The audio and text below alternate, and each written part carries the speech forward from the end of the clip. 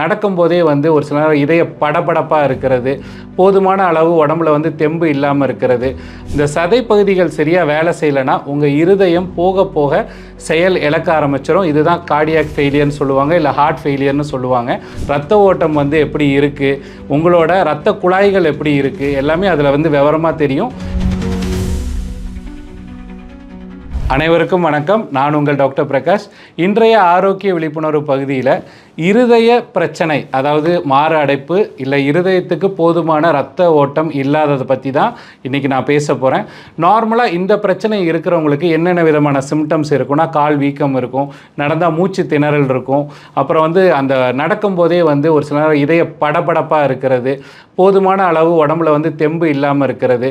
அதுக்கப்புறம் லைக் ஏதாவது ஒரு படிக்கட்டு ஏறினா கூட அதை அந்த வேகத்தோடு ஏறாமல் நின்று நடக்கிற மாதிரி இருக்கும். இதுக்கு முக்கியமான காரணம் பார்த்தீங்க அப்படின்னா, நம்ம இருதயத்துக்கு போகிற இரத்த ஓட்டங்கள் குறைவாக இருக்கும்போது நம்மளோட அந்த இருதயத்தோட சதைப்பகுதிகள் சரியாக வேலை செய்யாது.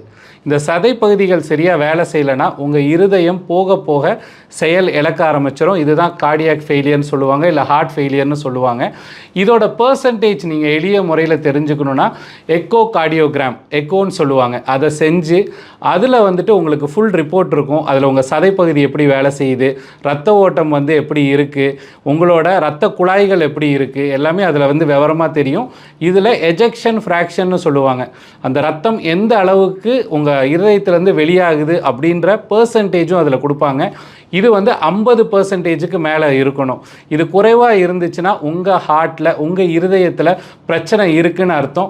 ஸோ இதை பற்றின மேல் விவரங்கள் உங்களுக்கு தெரியணும், அந்த எக்கோ டெஸ்ட் நீங்கள் பண்ணணும், இல்லை ஏற்கனவே உங்கள் எக்கோ டெஸ்ட் பண்ணியிருக்கீங்க, அதை பற்றின விவரங்கள் தெரியணும் அப்படின்னா நீங்கள் கீழே உள்ள நம்பருக்கு காண்டாக்ட் பண்ணி எங்களை நீங்கள் அணுகலாம். இதுக்கு உண்டான என்ன மருத்துவம் எடுக்கணும், இதை எப்படி அந்த எஜெக்ஷன் ஃப்ராக்ஷனை இம்ப்ரூவ் பண்ணணும் அப்படின்றத பற்றி நாங்கள் உங்களுக்கு விவரமாக சொல்லுவோம். நன்றி, வணக்கம்.